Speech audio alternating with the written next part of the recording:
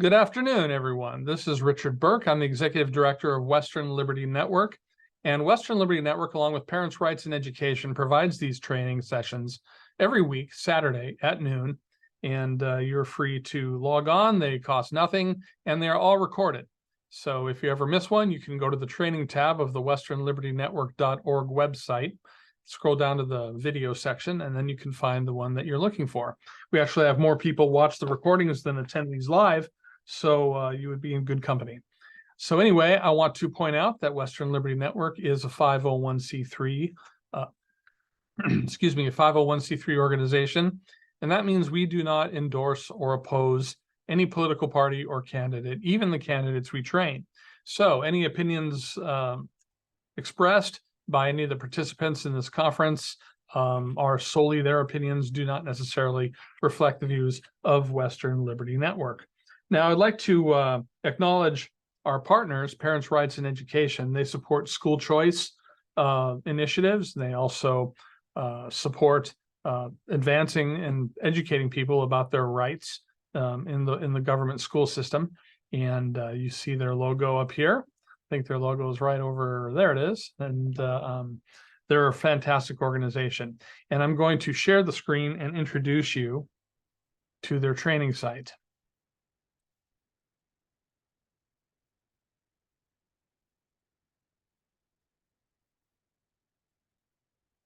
Okay, if you type in parentsrightsineducation.com, you will see this. It's a login page. And so what you'll do is you'll log in. If you don't have a login, you'll make a login. And then once you've done that, you can select the Parents Training Center. That'll bring you to this page. And you can go to the training center, click on that. And what you have are a variety of lessons on a variety of topics. This list will be growing over time. Right now, there are two: how to effectively testify to your school board and how to win your school board election. So if you go to how to win your school board election, for example, click on that, you'll find that there are a variety of courses.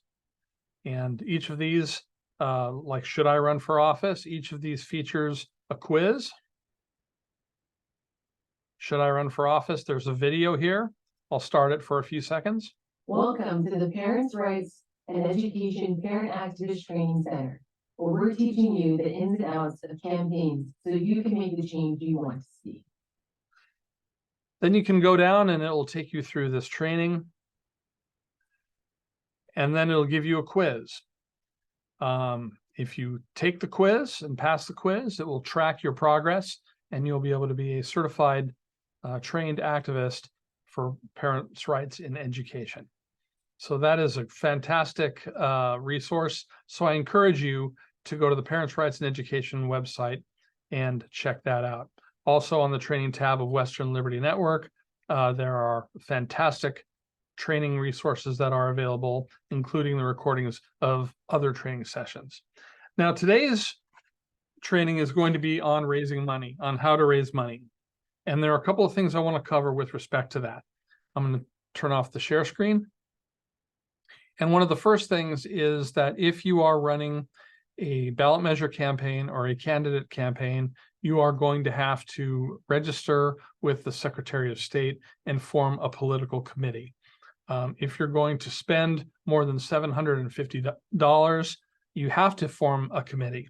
And if you don't, there are charges for engaging in political activity without having done so, without reporting campaign finances. There are people who believe this is a First Amendment issue, but that's what the law is. And so if you do that, Donna Blayler is coming on. So if you do that, I'm going to share the screen again and show you where you can go. And I'll give you some files that you can use. So I'm going to share the screen again. And bring you to the Secretary of State website. If you go to the Secretary of website, voting in elections, you will see this website. Here's the current Secretary of State, Lavon Griffin Velati. I'll take you into some different topics. You can select manuals, forms, tutorials, and election laws. And here you'll find everything that you need. Manuals and quick guides, election forms. I'll show you some examples of this. I'm not going to go into this in detail, but I want you to be aware of it. If you want a manual with all of the information, here is the campaign finance manual. I'll be sharing that with you shortly. And if you go to the forms, you'll find the key forms that are involved in raising money.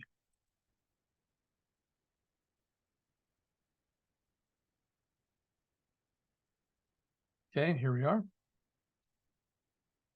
SEL 220, SEL 221. These are the forms you file. I'll show you these.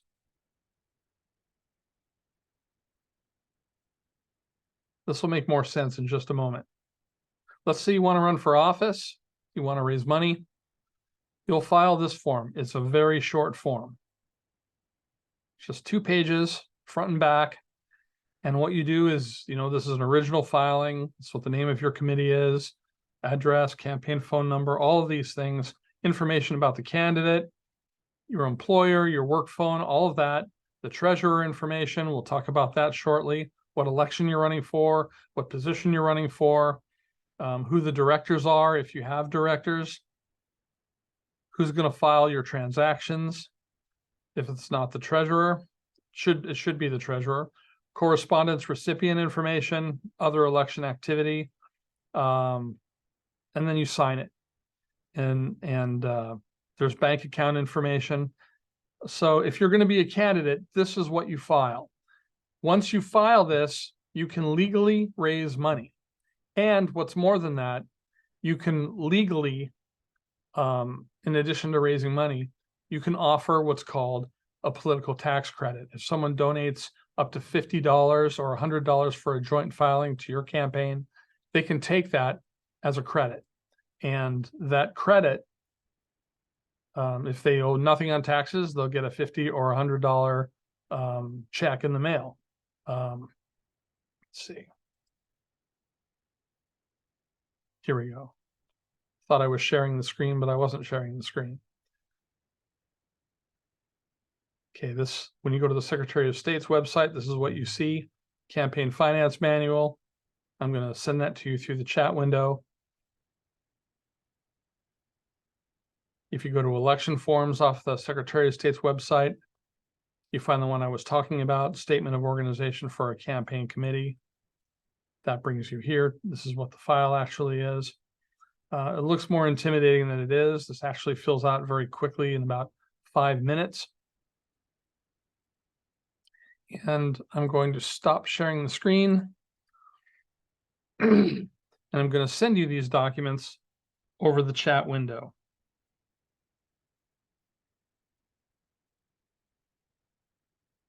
Here's the campaign finance manual. It's coming through the chat window right now.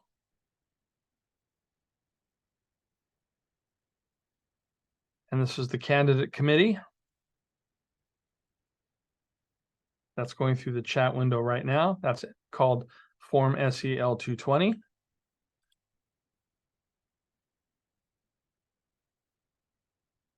And if you're forming a political group and want to raise money, you would file SEL 21, which is for a political action committee. It serves the same function as an SEL 220 form does for a candidate. So if you are going to run for office, you want to raise money, file a form SEL 220 with the Secretary of State's office, and you'll need a bank account to complete that. Same with SEL 221 if you're not a candidate, but you're forming a political action committee, and you will be able to legally raise money for your political activity. And you'll meet the requirements. Now, if you do not plan to spend more than $750, that's all, you don't need to even file these forms.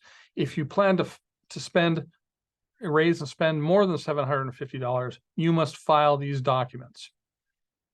But there's another threshold, $3,500.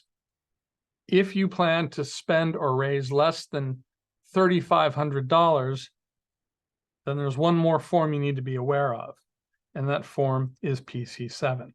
PC7 is called Certificate of Limited Contributions and Expenditures. So if you plan to raise and spend less than $3,500, you would use this form. This exempts you from doing transaction reporting with the ORSTAR system. If you plan to raise or spend more than $3,500, or you end up spending more than that amount, then you have to enter every transaction from the very beginning into an electronic system called ORSTAR. And the website I showed you with the Secretary of State, it has manuals on how to use ORSTAR. And there's also training that I'll share with you in just a little bit. But if you plan to spend or raise less than $3,500 on your campaign, you can file Form PC7 and you won't have to do transaction by transaction reporting in the ORSTAR system. So I've turned off screen sharing. And there's one more document I'm going to share with you. Here comes the PC7 through the chat window. And there's a training opportunity that the Secretary of State is providing free of charge on campaign finance reporting and on the ORSTAR reporting system. I'm sending you an email that I received from the Secretary of State's office informing about those training opportunities. They don't cost anything. And I encourage anyone who's thinking about being a candidate or being a treasurer to take one of these training sessions. It'll demystify a lot of this. But I'm just going to say that if you're going to raise money for a candidate or a political action committee that you're forming, you're going to have to file an SEL 220 or an SEL 221 with the Secretary of State. That will enable you to legally raise money. It will also enable you to offer a political tax credit to your donors. If you plan to raise or spend less than $3,500, also file a Form PC7 that will exempt you from having to do line-by-line reporting. But at this point, you will be able to legally, on an ongoing basis, raise money for your political campaign or your political action committee. Now, one other thing you should have if you're going to raise money, and that is a treasurer. Make sure that you have a treasurer. A treasurer is someone who signs these documents, but also someone who takes personal responsibility for the filing of all these documents. And if you're going to be doing financial reporting, if you're going to be raising and spending more than $3,500, the treasurer is the person who will do the tracking on the Secretary of State's ORSTAR system to track your fundraising and your expenditures. And ideally, a treasurer would also manage your checkbook. If you are a candidate, you don't ever want to be your own treasurer. One reason for that is that if there are mistakes in your reporting, you can be politically vulnerable. Your opponent can say, oh, so-and-so can't even handle their own campaign's finances or finance reporting. They can't comply with the law. If they can't do it for their own campaign, how can we trust them with our city finances or our county finances or our water district finances? You don't want a candidate to ever be in that position. If a treasurer makes a mistake, then you can just say, my treasurer is a volunteer. She made a mistake. It's getting fixed. And my treasurer is going in to get more training with the Secretary of State, which costs nothing. This is one way to insulate the candidate from these mistakes. Also, ideally, if you are running as a candidate, your three main responsibilities should be raising money so you can project your message, knowing the voters and interacting with the voters, either directly by knocking on doors, shaking hands, or indirectly through media interviews and the like. And the third thing is to be up to date on the issues. Those are the three things that a candidate should be doing at all times. You know, either raising money or interacting with voters or being, apprised about the issues, learning about the issues and developing positions about the issues. If a candidate is not doing one of those three things, he or she is not doing what they should be. And that includes dealing with the day-to-day finances of a campaign. So get a treasurer. So you've got a bank account, you filed your SEL 220, you filed your PC7 if you're not going to be raising or spending more than $3,500, and you've got a treasurer. At this point, you're ready to start asking for money. Are there any questions before we go forward? Does anyone have any questions about what I've described before we go into the actual process of asking for money? Okay, I don't see any questions, so I will begin with this. Before you raise $1, I'm going to ask you to look at your attitude about fundraising generally. I've learned in my experience that there is a big difference between conservatives and liberals in their attitude toward money. Many advocates of big government and liberals see need as something that is virtuous. We need to create these public services because certain people need them. They have no problem with that. This attitude translates all the way down to fundraising for campaigns. Please donate to my campaign. My campaign needs your help. Okay, this is very common for the left, and they're very comfortable doing that. On the more conservative side, we have problems asking for money at all. We view it as an intrusive act. And we certainly don't want to come to someone and ask for them because we need it. It sounds too much like begging to the conservative ear. And so conservatives have a hard time ginning themselves up and preparing to actually make the ask. And this attitude just gets in the way. And a lot of good conservatives who would do well in office and who could be good candidates aren't able to raise enough money because they just can't get past that barrier. And so what I'm going to talk about first is how to get past that barrier. Let's say I have something I want to sell. Let's say I want to sell, I've got this stereo. It's a great stereo. And I want to get $500 for it. And I come to you, say, Donna, and I say, Donna, I've got this stereo. I'm wanting to sell it. I'm reducing all my clutter, and I'd like you to buy it. I need $500 for the stereo. In that exchange, Donna might say, yeah, sure, I'd love your stereo. Here's $500. Or Donna might say, no, I appreciate the offer, but I don't want your stereo. Okay, but in that instance, nobody is embarrassed. I wasn't begging. I was asking for a value in exchange for another value. There was nothing embarrassing about that. Nothing demeaning. There's no begging involved. I'm making an offer, and Donna might accept, Donna might refuse. But it's perfectly fine. And both people can walk away with mutual respect, no one demeaned in the eyes of the other. This is how you raise money. When you are doing a project or you are running for office, you approach someone with the idea that you are offering something of value. And what you are offering is that you will do politics that they would do, but they don't have the time to do. They don't have the inclination to do. So I might say to Carrie, hi, you know me. You've known me for X number of years. I'm running for the Tualatin Valley Water District Board of Commissioners. I know that you and I have the same value. We want limited government. We want lower water rates. We want to have good, clean water. I know that you and I, we share a lot of the same values with respect to government. So I'd like you to contribute to my campaign, and I will do your politics that you don't have time to do. Okay. That is value for value. I am offering my time and my elbow grease to Carrie in exchange for her political contribution. Now I have to win. It won't work unless I win. But it's an investment. It's an investment in the politics that Carrie believes in. And she can decide whether or not I reflect most of her values and whether or not investing in my campaign would be in her interest.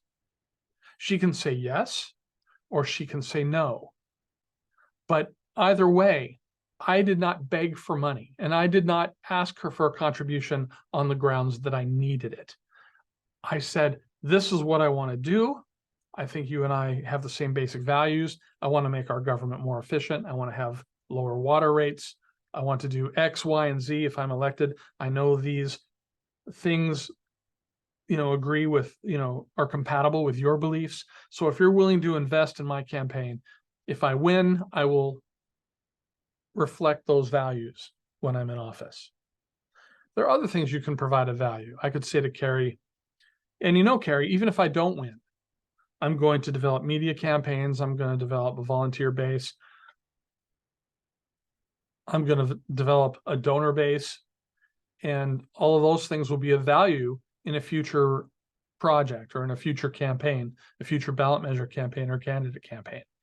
And she can decide whether or not that is worth investing in.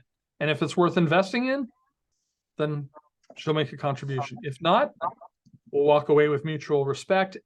And if you can adopt the attitude that you are offering a value in exchange for a value, if you can adopt the mindset that you are offering a service, you're willing to do the in the trenches political work that people might believe in but don't want to do themselves or aren't able to do themselves, then you are offering a value in exchange for a value, and you are not begging for money.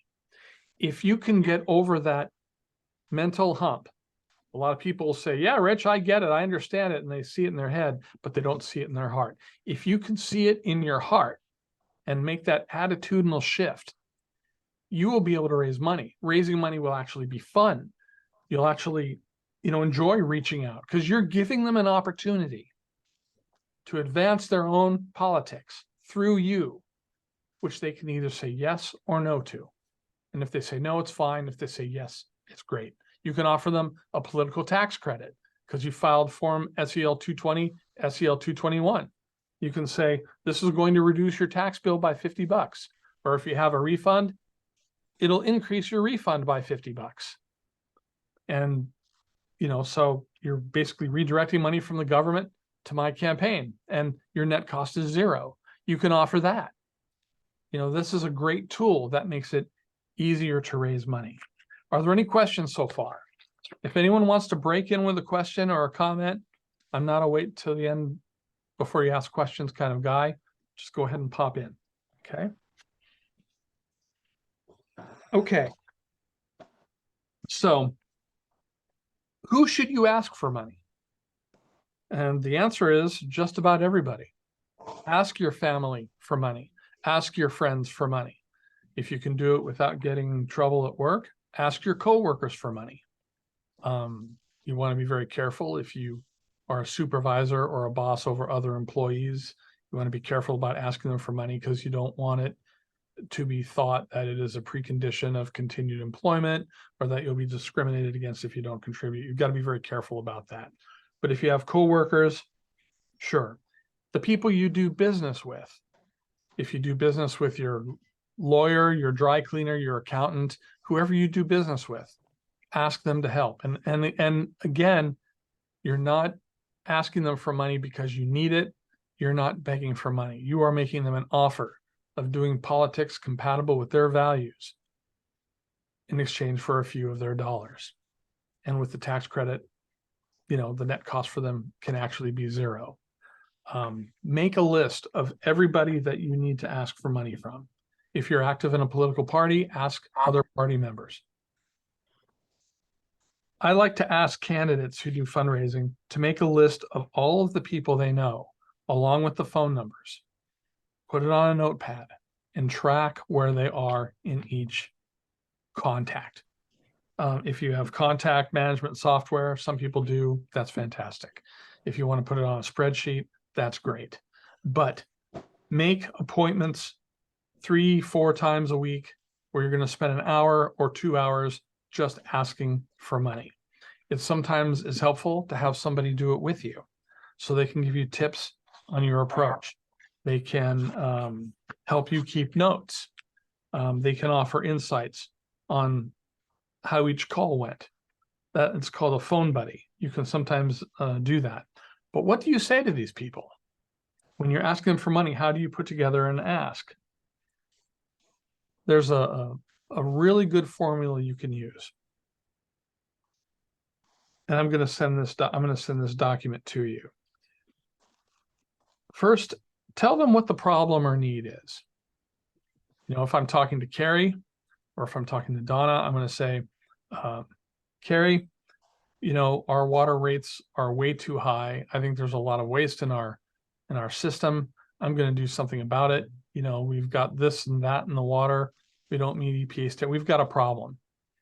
And I think it's because of government efficiency. And so I'm going to ask you for $100.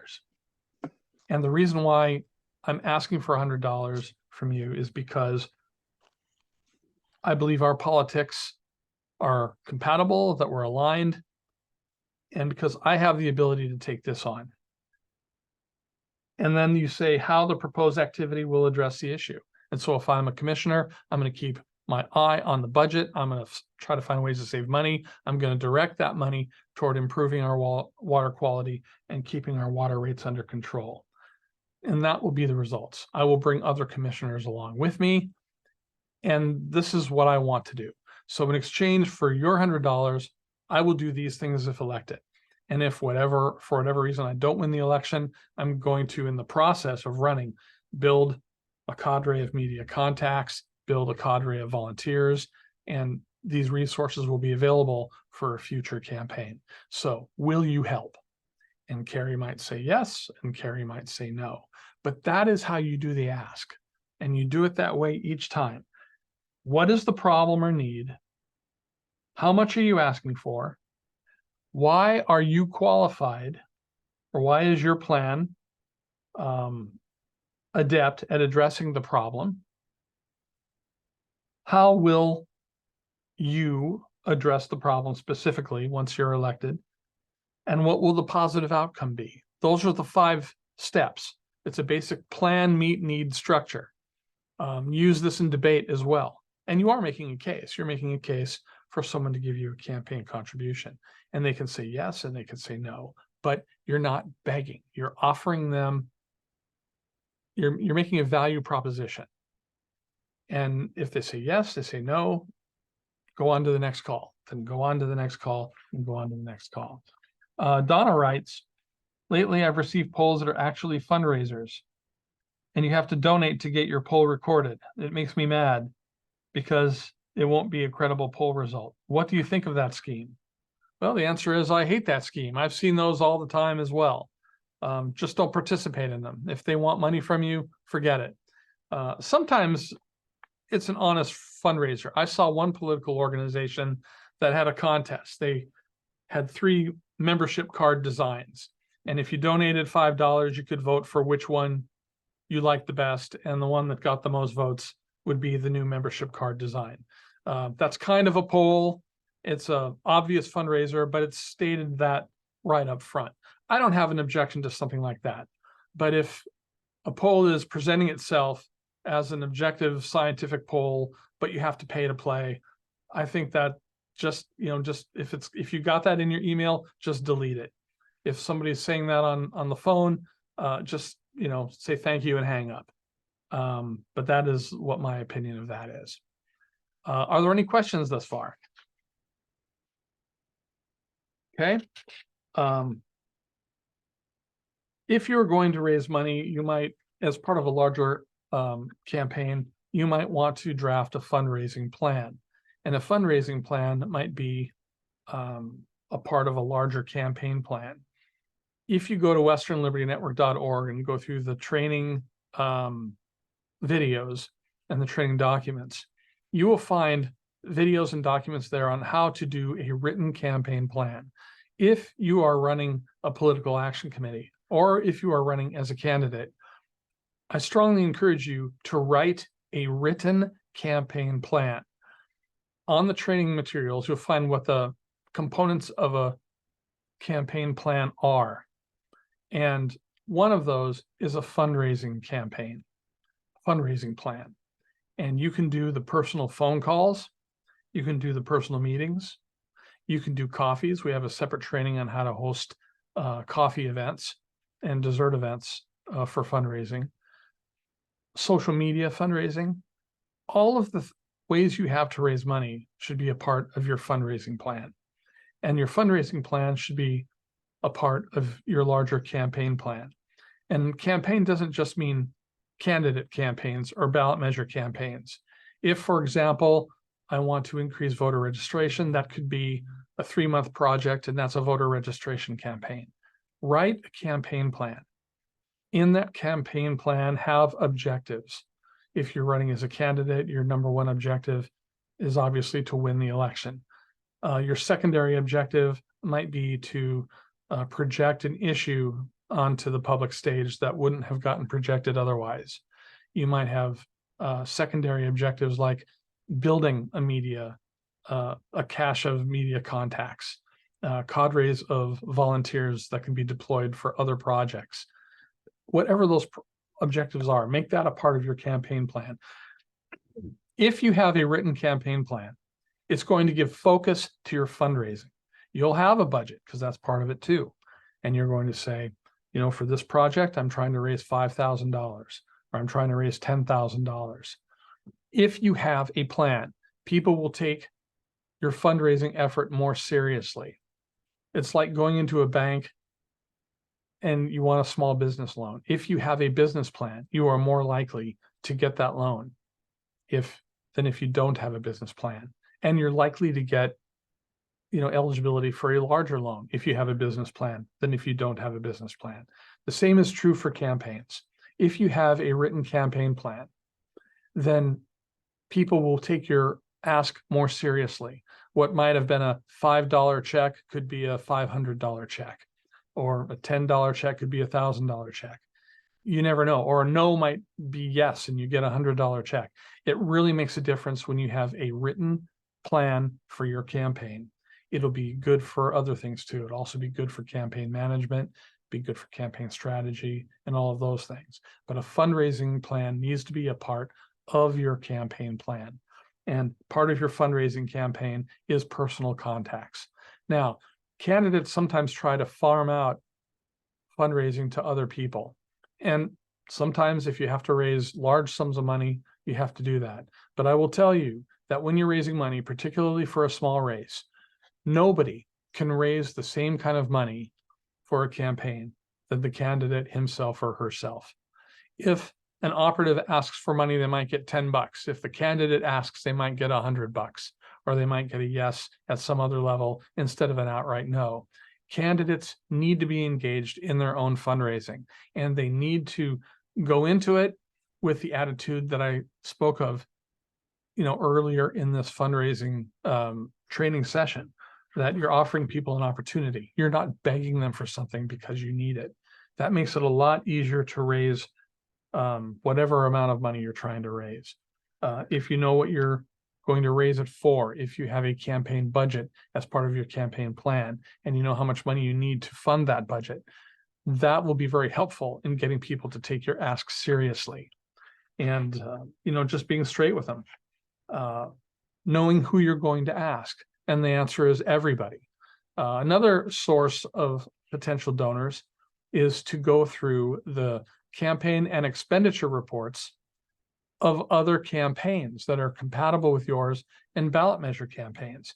If you are running as a low tax candidate or a gun rights candidate or a school choice candidate or any of those other issues that are important, look in the Secretary of State Political Action Committee lists, the ORSTAR database, and find groups that are sympathetic or compatible with the stands that you take in your race.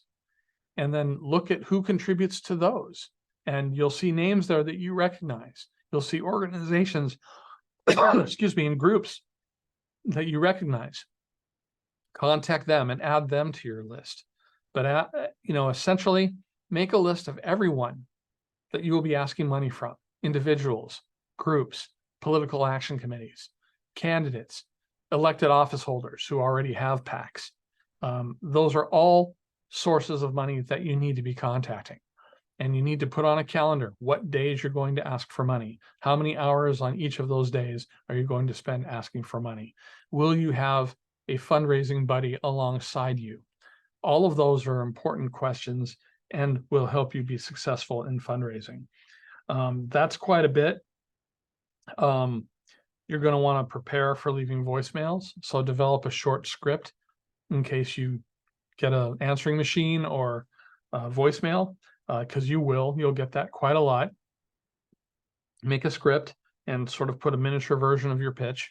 But generally, just keep back or just circle back. I hate to use that phrase, but circle back and contact them if you don't reach them the first time. Try them again and again until they give you a yes or a no, or they ask you to go away.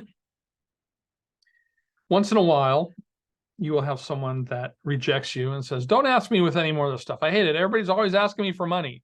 And they can hang up on you, or they can call you a name. If you're calling people you know, this is very unlikely to happen. But it does happen from time to time. And it's important not to get dispirited. Remember, you're not a leech. You're not asking for money because you need it. You're asking for money in exchange for a value that you are giving someone else, and they may say yes or they may say no, but there is no shame in making that kind of a pitch. And so if someone gives you attitude, do not take it to heart. Just keep going, just keep making those calls, and you'll find that you can raise the money. I've learned how to do this the hard way. I've run for Oregon governor as a minor party nominee. I've been elected to local office 7 times. I've run, in numerous ballot measure campaigns, and even Western Liberty Network itself. I have to raise about $130,000 a year. I know what it's like, but I love raising money. I used to hate it, but that one attitudinal shift, it made all the difference. And if you can make it, you'll find that raising money can actually be, a fun thing. And a lot of folks are actually glad that they are given a chance to participate by writing you a check. A lot of folks actually feel bad. They'd like to be more involved, but they don't feel they have the time, or they don't feel they have the skills, or they don't feel they have the background, or they have other obligations. So they back off.